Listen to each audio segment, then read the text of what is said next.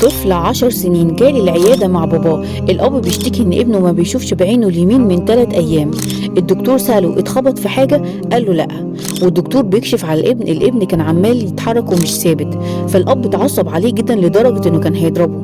فهديت الأب وتعاملت مع الابن، فسمع كلامي وكملت فحص. لقيت الطفل عنده انفصال كامل للشبكية في عينه اليمين وانفصال جزئي في العين الشمال.